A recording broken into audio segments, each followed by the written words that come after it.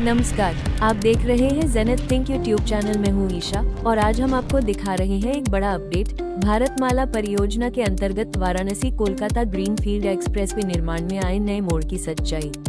आज कुटुंबा थाना क्षेत्र के जगन्नाथ बीघा में जमीन अधिग्रहण को लेकर किसानों ने मोर्चा खोल दिया। भारतीय किसान यूनियन औरंगाबाद इकाई के जिला संयोजक वशिष्ठ प्रसाद सिंह के नेतृत्व में बिना किसी सरकारी अनुमति के दर्जनों किसान धरना पर बैठ गए। इस बीच किसान कृष्णनंदन पांडे से अंचल अधिकारी लगातार जानकारी लेते रहे और वरीय अधिकारियों को अपडेट देते रहे।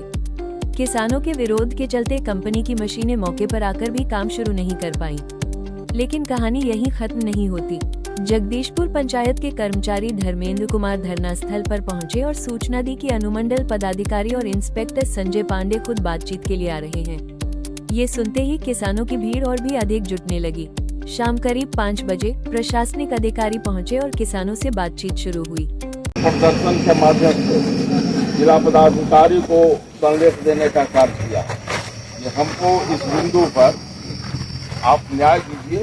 आप कम से कम कमिश्नर को लिखिए, NHI को लिखिए और अब मुआवजा दर बढ़ा जाए उसके रेट से। सुनवाई नहीं हो रहा है।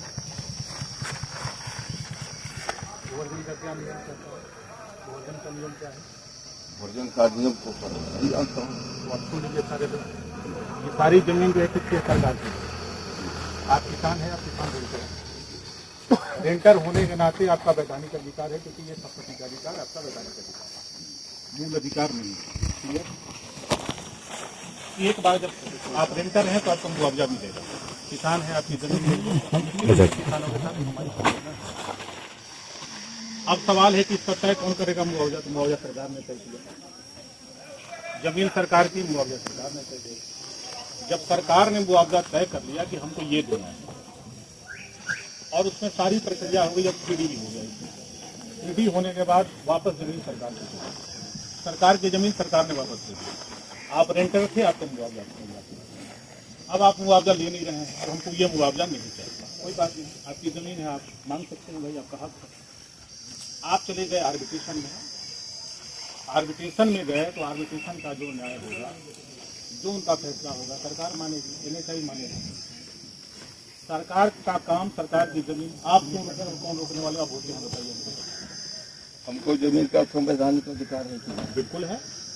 तो हमको जब संवैधानिक अधिकार है संपत्ति रखने का, तो हमको मुआवजा मिलना चाहिए। मुआवजा जो सरकार तय करेगी वो मिलेगा कि आप जो तय करेंगे? तो मुआवजा मिला नहीं और जमीन को रोन दिया जा रहा है, ये कहाँ का न्याय है? सरकार की। तो आप कोर्ट जाइए, आप कोर्ट जाइए, आप आर्बिट्रेशन में गए, आप हाई कोर्ट जाइए। सरकार अपना काम करेगी, ये काम हर हाल में होगा।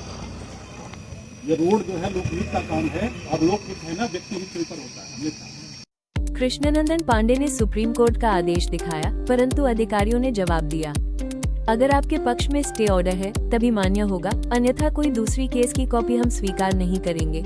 अंत में SDO ने किसानों के शिष्टमंडल को आश्वस्त किया कि कल सुबह 11 बजे जिलाधिकारी से उनकी बैठक कराई जाएगी और समस्या का समाधान किया जाएगा। लेकिन किसान नेता नरेंद्र राय का कहना था कि यह एक रणनीति है। मीटिंग के नाम पर नेतृत्वकर्ताओं को बुलाया जाएगा और इधर सुबह सुबह कंपनी की गाड़ियां काम शुरू कर देंगी। किसान नेता पप्पू सिंह ने कहा, किसानों को प्रशासन के झांसे में नहीं आना चाहिए। यह एक बार फिर छल और धोखा साबित हो सकता है।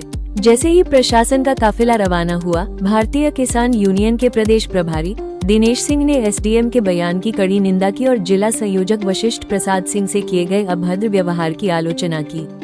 क्या किसान फिर से झांसे में आ रहे हैं? क्या प्रशासन और कंपनी की चालबाजी सफल होगी या किसान एकजुटता से जीतेंगे? बने रहिए जेनेथ थिंक के साथ, जहां आप पाते हैं जमीनी सच्चाई बिना लाग लपेट के।